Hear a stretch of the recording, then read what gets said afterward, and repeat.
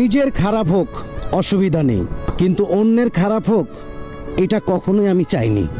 কেন বললাম এই কথাটা? অনেক সময় আমাদের নিজেদের মধ্যে যখন আমরা কোনো খারাপ লাগার বিষয় বা খারাপ লাগার মধ্যে থাকি, তখন অনেক সময় চিন্তা করি যে আমি যেই খারাপ অবস্থায় আছি বা যার জন্য আমি খারাপ অবস্থানটায় আছি আর কি, তার যাতে একটা মানে খারাপ লাগা হোক বা খারাপ অবস্থা হোক, মানে একটা অভিশপ্ত বিষয় থাকে না, ওইটা তার উপর দিয়ে দিই। মানে বলি যে আল্লাহ আজকে আমার সাথে যেটা হয়েছে, যার জন্য এরকমটা হয়েছে, তারও যাতে এরকমটা হয় আল্লাহ। ভাই এই কাজটা যারা করেন একটু মানে পিছিয়ে আসেন প্লিজ, অন্তত এই কাজটা করতে যান না, তাইলে ওনার মধ্যে আর আপনার মধ্যে তফাৎ রইল না। অনেক সময় এরকমটা হয়, অনেকেই আছে এই ধরনের বিষয় নিজেদের মধ্যে ধারণ করেন, যার কারণে এই কথাটা বলা যে ওনার মধ্যে আর আপনার মধ্যে তাহলে তফাৎ রইল কই?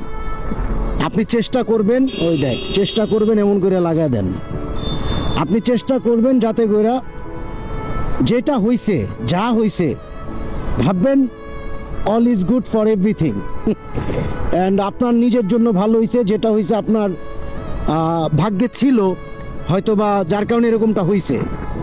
অ্যান্ড এইটার জন্য যদি আপনি অন্য আরেকজনকে অভিশপ্ত করেন, বিষয়টা একটু আমার কাছে পার্সোনালি ভালো লাগে না। আল্লাহ সব দেখে, আল্লাহ সব দেখে বইলাই একটা সময় গিয়ে দেখবেন আপনার যদি কোনো দোষ বা আপনার যদি কোনো মিথ্যে বা খারাপ অবস্থা নিজে থেকে আপনি ক্রিয়েট না করেন, বা আপনার নিজের দোষে এরকমটা হয়েছে এরকমটা যদি না হয়ে থাকে, তাইলে অবশ্যই আপনি এটার রেজাল্ট কোনো না কোনো একটা সময় গিয়ে ঠিকই পাবেন। ওই ক্ষেত্রে আপনার অভিশপ্ত করতে হবে না কাউকে যে আল্লাহ আমার যাদের জন্য আমার এরকম অবস্থা তাদের তুমি একটা কিছু কইরা দিও বা এটা করো সেটা করো না। বিষয়টা হচ্ছে তারা যাতে ভালো থাকে এটা সবসময় বললেন, এতে করে দেখবেন কি হয়তো বা আপনি ওই বিপদটা স্থায়ীভাবে থাকবে না, কন্টিনিউ থাকবে না, বাট একটা সময় গিয়ে যখন আপনি এই বিষয়টা থেকে ওভারকাম করবেন তখন নিজের কাছেই খুব বেশি ভালো লাগবে, কারণ আপনার মনের মধ্যে তো কোনো ঝামেলা ছিল না, আপনি তো আপনার জায়গা থেকে ফ্রেশ ছিলেন। অ্যান্ড দ্যাটস ওয়াই এই কথাগুলো বলা যে অন্যের খারাপ হোক এটা কখনোই মন থেকে চায়েন না।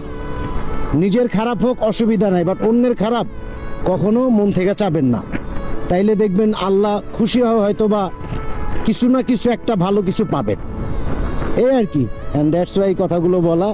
তো if you like this video don't forget to share, and ভিডিওটা ভালো লাগলে অবশ্যই মতামত করেন অ্যান্ড মেনশন করে দিন যারা এরকম ধরনের মন মানসিকতা নিয়ে নিজের মধ্যে থাকে। অ্যান্ড তাইলেই দেখবেন জীবনটা খুব বেশি সহজভাবে চলাইতে পারবেন যদি আপনি এগুলা থেকে ওভারকাম করতে পারেন। That's it.